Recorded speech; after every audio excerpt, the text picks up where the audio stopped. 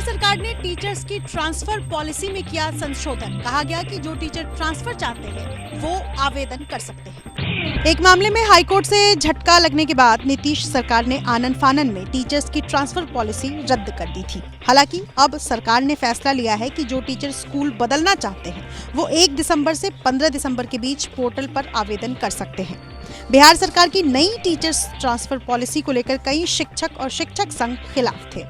बिहार सरकार के इस फैसले के बाद उन महिला टीचर्स में खुशी है जो घर से कई किलोमीटर दूर हर रोज पढ़ाने जाती हैं। इसके साथ ही नीतीश सरकार ने टीचर्स को राहत देते हुए स्कूल की टाइमिंग बदलकर सुबह 9:30 बजे से शाम 4 बजे तक कर दी है। सुर्खियों में आए बिहार के आरा से सीपीआई के सांसद सुदामा प्रसाद रेलवे अधिकारियों को महंगा उपहार लौटाया। सीपीआई माले के सांसद सुदामा प्रसाद रेलवे संबंधी स्थायी समिति के सदस्य हैं। इस समिति ने 31 अक्टूबर से 7 नवंबर तक तिरुपति से हैदराबाद तक की अध्ययन यात्रा की थी। इसी दौरान रेल विकास निगम लिमिटेड और RITEC के अधिकारियों ने सुदामा प्रसाद को गिफ्ट के रूप में सोने का सिक्का और चांदी का ब्लॉक दिया था, जिसे अब सुदामा प्रसाद ने लौटा दिया है। सुदामा प्रसाद ने बताया कि बैग के अंदर उन्हें ये गिफ्ट दिया गया, जिसे वो उस वक्त देख नहीं पाए थे। सांसद ने आरोप लगाया कि रेलवे यात्रियों के लिए सुविधाओं की भारी कमी है और समिति के सदस्यों को चुप कराने के लिए इस तरह के महंगे गिफ्ट दिए जा रहे हैं। यूपी के जेवर इंटरनेशनल एयरपोर्ट के पास अलग अलग देश अपना शहर बसाने की कर रहे हैं तैयारी। इसी सिलसिले में ऑस्ट्रेलिया का पहुंचा डेलीगेशन।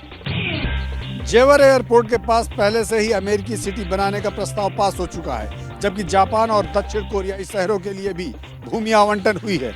अब बारी ऑस्ट्रेलिया की है, जिसने यमुना सिटी का दौरा किया। अमेरिकी सिटी बनाने का जो प्रस्ताव पास हुआ है उसके मुताबिक 1200 एकड़ में अमेरिका अपने मानकों के हिसाब से शहर बसाएगा, जबकि कोरिया और जापान के लोगों के लिए भी आवासीय क्षेत्र विकसित होंगे। जापान और कोरिया के हिंदुस्तानी शहर इलेक्ट्रॉनिक्स का गढ़ बनकर उभरेंगे और यूपी देश का इकलौता राज्य होगा जहां इन देशों के शहर बसेंगे। 50 लाख रुपए चुकाने के चक्कर में फंस गया दिल्ली का बीकानेर हाउस। दिल्ली की पटियाला हाउस कोर्ट ने दिए कुर्क करने के आदेश।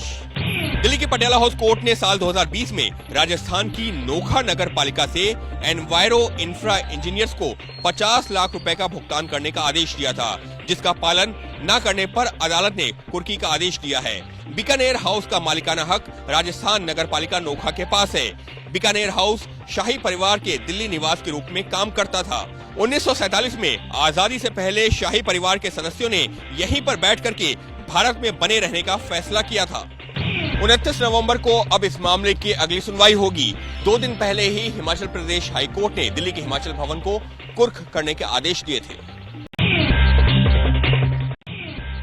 कर्नाटक में लोकायुक्त ने 4 अलग अलग विभाग के अधिकारियों के आवास पर छापा मारा। सोने चांदी के आभूषण और बर्तन बरामद किए। लोकायुक्त ने मैंगलोर समेत राज्य के अलग अलग जिलों में जब इन अधिकारियों के घर पर छापा मारा तो वो हैरान रह गए। घर के किसी कोने से नोटों के बंडल निकले तो किसी कोने से सोने चांदी के आभूषण, दर्जनों मंगलसूत्र, दर्जन सोने के कंगन, अंगूठी, घड़ियां और नेकलेस बरामद किए गए। इस तरह एक और अधिकारी के घर से सोने की ज्वेलरी के साथ साथ चांदी के बर्तन और मूर्तियां भी बरामद हुई। ये छापेमारी आय से अधिक संपत्ति मामले में हुई है। इससे पहले 12 नवंबर को भी लोकायुक्त ने 9 सरकारी अधिकारियों के आवास पर छापा मारा था और 22 करोड़ रुपए से ज्यादा की अवैध संपत्ति जब्त की थी। जैसे ही घड़ी का काटा दोपहर 2:30 पे आए, बबीता जी का दिल सास बहू साजिश के लिए मचल जाए। और ये है इनकी बहू, पूरे दिन ऑफिस की टेंशन हो जाए गॉन जब ये करें अपना फेवरेट शो फ्री टाइम पे ऑन।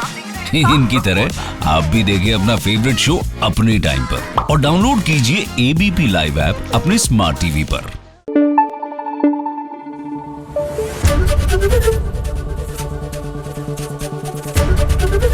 ABP न्यूज आपको रखे आगे।